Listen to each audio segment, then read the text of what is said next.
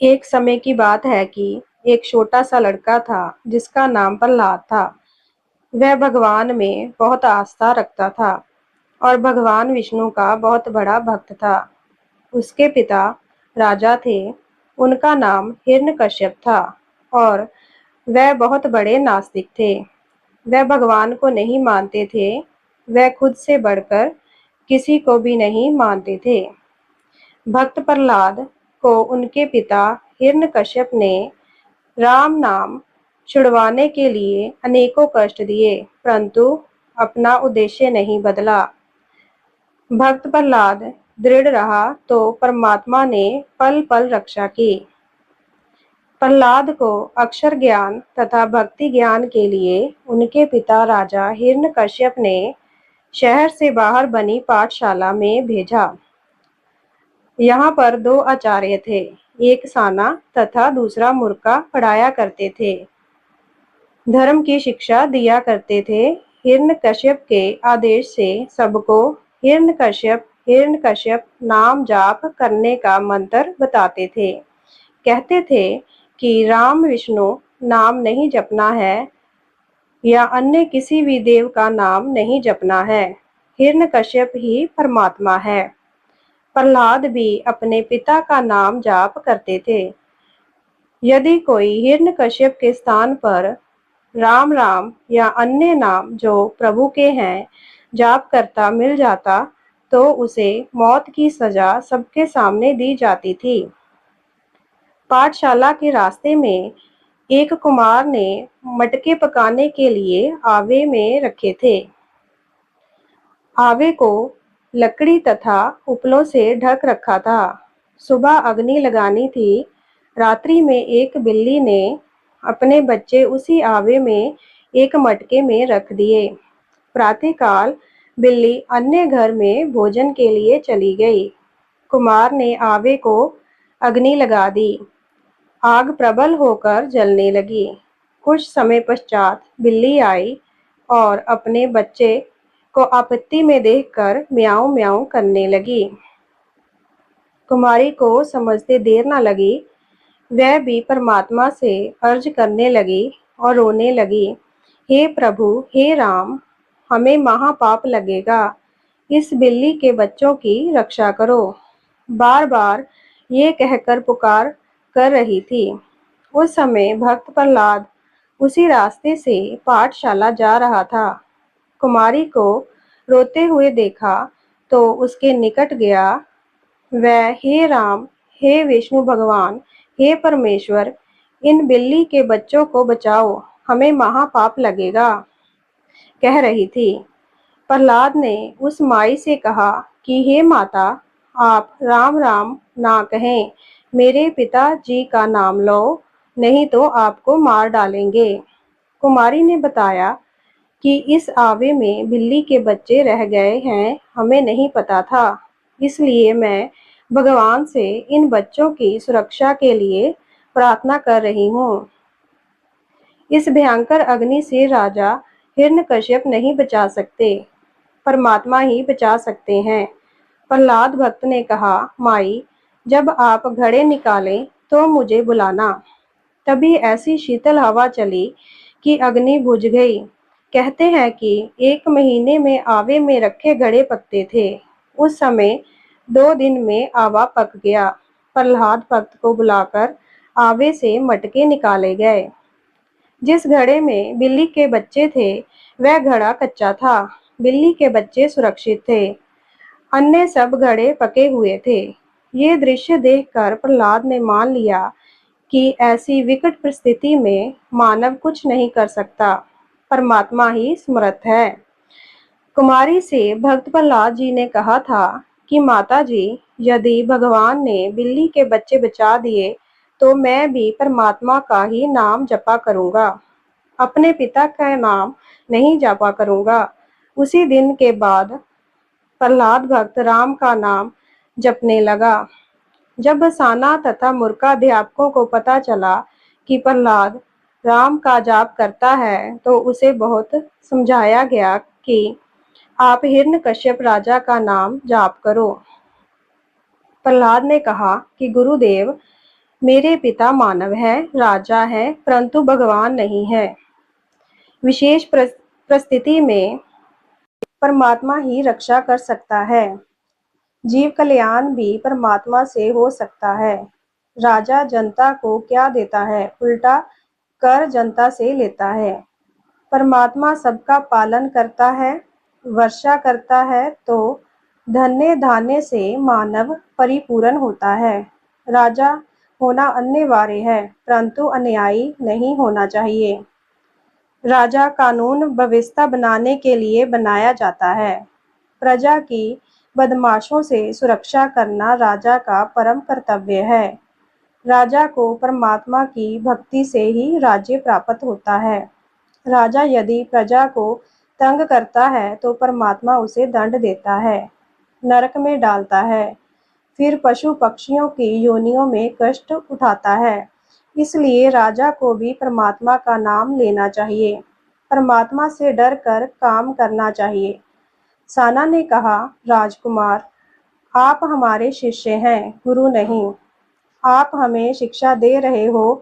प्रहलाद ने कहा, क्षमा करें गुरुदेव, मैं आपको शिक्षा नहीं दे रहा, राजा का धर्म बता रहा हूँ।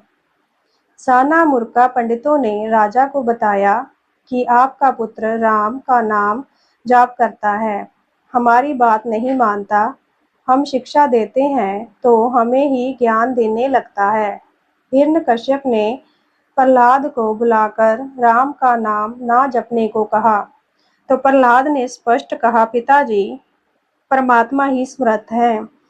प्रत्येक कष्ट से परमात्मा ही बचा सकता है, मानव समर्थ नहीं है। यदि कोई भक्त साधना करके कुछ शक्ति परमात्मा से प्राप्त कर लेता है तो वह सामान्य व्यक्तियों में तो उत्तम हो जाता है, परंतु परमात्मा से उत्तम नहीं हो सकता। परमात्मा ही श्रेष्ठ है, वही समर्थ है। ये बात भक्त प्रहलाद से सुनकर अहंकारी हिरण्यकश्यप क्रोध से लाल हो गया और नौकरों सिपाहियों से बोला कि इसको ले जाओ मेरी आंखों के सामने से और जंगल में सर्पों में डाल आओ। सर्प के डसने से ये मर जाएगा। ऐसा ही किया गया, परंतु प्रहलाद मरा नहीं। सर्पों ने उसे डसा नहीं, वह वहां आराम से सो रहा था। सुबह धूप से बचाने के लिए सर्प प्रहलाद भक्त पर अपने फन फैलाकर छाया किए हुए थे। राजा ने कहा कि जाओ जंगल से शव उठा लाओ। सिपाही गए तो प्रहलाद बहुत सुरक्षित था। सर्प इधर उधर चले गए। सिपाहियों ने सब देख लिया था। प्रहलाद को मरा जान उठाने लगे तो प्रहलाद अपने आप उठ खड़ा हुआ। प्रहलाद की आयु उस समय 10 वर्ष की थी। फिर उसे पर्वत से फेंका गया। प्रहलाद फूलों के घने पौधों के ऊपर गिरा पर मरा नहीं। फिर प्रहलाद की बुआ होलिका अपने भाई हिरण्यकश्यप की आज्ञा से चिता के ऊपर प्रहलाद जी को गोद में लेकर बैठ गई। होलिका के पास एक चद्दर थी।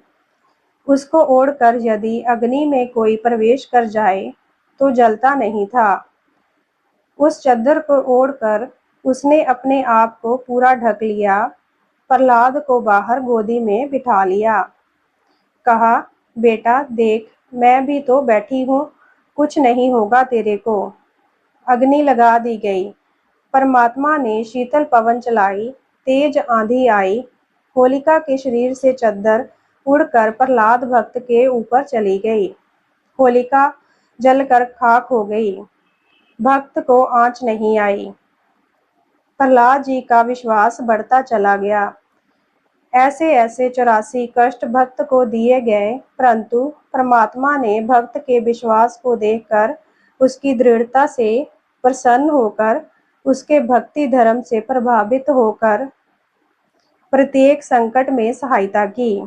हिरण्यकश्यप ने श्री ब्रह्मा जी की भक्ति करके वरदान प्राप्त कर रखा था कि मैं सुबह मरूं ना शाम मरूं, दिन में मरूं ना रात्रि में मरूं, ना अस्त्र शस्त्र से मरूं, पृथ्वी पर मरूं ना आकाश में मरूं, ना पशु से मरूं ना पक्षी, ना कीट से मरूं ना मानव से मरूं, ना घर में मरूं ना बाहर मरूं। हिरण्यकश्यप ने प्रहलाद को मारने के लिए एक लोहे का खंभा अग्नि से गर्म करके लाल कर दिया। प्रहलाद जी को उस खंभे के पास खड़ा करके हिरण्यकश्यप ने कहा कि क्या तेरा प्रभु इस तपते खंभे से भी तेरी जलने से रक्षा कर देगा। हजारों लोग ये अत्याचार देख रहे थे। प्रहलाद भक्त भयभीत हो गए कि परमात्मा इस जलते खंभे में कैसे आएगा। उसी समय प्रहलाद ने देखा कि उस खंभे पर भूरे रंग की छोटी छोटी चींटियां पंक्ति बनाकर चल रही थी, ऊपर नीचे आ जा रही थी। प्रहलाद ने विचार किया कि जब चींटियां नहीं जल रही तो मैं भी नहीं जलूंगा। हिरण्यकश्यप ने कहा, प्रहलाद, इस खंभे को दोनों हाथों से पकड़कर लिपट, देखूं तेरा भगवान तेरी कैसे रक्षा करता है। यदि खंभा नहीं पकड़ा तो देख, ये तलवार, इससे तेरी गर्दन काट दूंगा। डर के कारण प्रहलाद जी ने परमात्मा का नाम स्मरण करके खंभे को पकड़ने के लिए हाथ बढ़ाए। उसी के अंदर से नरसिंह रूप धारण करके प्रभु प्रकट हुए। हिरण्यकश्यप भयभीत होकर भागने लगा। नरसिंह प्रभु ने उसे पकड़कर अपने घुटनों के पास हवा में लटका दिया। हिरण्यकश्यप चीखने लगा कि मुझे क्षमा कर दो, मैं कभी किसी को नहीं सताऊंगा। तब प्रभु ने कहा, क्या मेरे भक्त ने तेरे से क्षमा याचना नहीं की थी? तूने एक नहीं सुनी, अब तेरी जान पर पड़ी तो डर लग रहा है। हे अपराधी, देख, ना मैं मानव हूँ ना पशु, ना आकाश है ना पृथ्वी पर, ना सुबह है ना शाम है, ना अस्त्र ले रखा है ना शस्त्र मेरे पास है। घर के दरवाजे के मध्य में खड़े थे, न घर में न बाहर हूँ, अब तेरा अंत है। ये कहकर नरसिंह भगवान ने हिरण्यकश्यप का पेट फाड़कर आंतें निकाल दी और जमीन पर उसे फेंक दिया। प्रहलाद को गोदी में उठाया और प्यार किया। उस नगरी का राजा प्रहलाद बना। विवाह हुआ, एक पुत्र हुआ जिसका नाम बैलोचन रखा। उस बैलोचन का पुत्र राजा बलि हुआ, जिसने अश्वमेध यज्ञ किया था, जिसमें परमात्मा बौना रूप बनाकर एक ब्राह्मण के रूप में आए थे और 3 पैर जमीन दान में मांगी थी। भगवान ने एक कदम में पूरी पृथ्वी नापी तथा दूसरे पग में स्वर्ग, तीसरे के लिए स्थान मांगा तो बलि ने कहा कि ये मेरी पीठ पर रखो। ये कहकर पृथ्वी पर मुख के बल लेट गया। तब प्रभु ने खुश होकर कहा कि मांग, क्या मांगता है? बलि ने कहा कि मैंने इंद्र के राज्य के लिए सौमी यज्ञ की है। भगवान बोले, इस इंद्र को अपना शासन काल पूरा करने दो, फिर आपको इंद्रासन देंगे। आप मेरी शर्त पूरी नहीं कर पाए, इसलिए अभी इंद्र को पद से नहीं हटा सकते, परंतु तुमने मुझे प्रसन्न किया है, इसलिए इसके बाद तुम्हें इंद्रासन दिया जाएगा। तब तक तुम पाताल लोक में राज्य करो। मैंने इंद्र से उसका राज्य बनाए रखने का वचन दिया है। बलि ने कहा कि एक मेरी शर्त है, उसके लिए वचन दें। भगवान ने कहा कि बोलो। बलि ने कहा कि जब तक मैं पाताल में रहूं तो आप इसी बौना रूप में मेरे द्वार के आगे खड़े रहोगे। भगवान विष्णु ने कहा, ऐसा ही होगा। भक्त प्रहलाद के पोते राजा बलि को पाताल का राज्य प्रदान किया। भक्त प्रहलाद जी अपने धर्म कर्म पर डटे रहे, यानी भक्ति धर्म का पालन करके अटल रहे, तो परमात्मा ने सहायता की। तो इस कहानी से हमें ये सीख मिलती है, यदि हमारा विश्वास अटल है तो भगवान भी साथ देते हैं।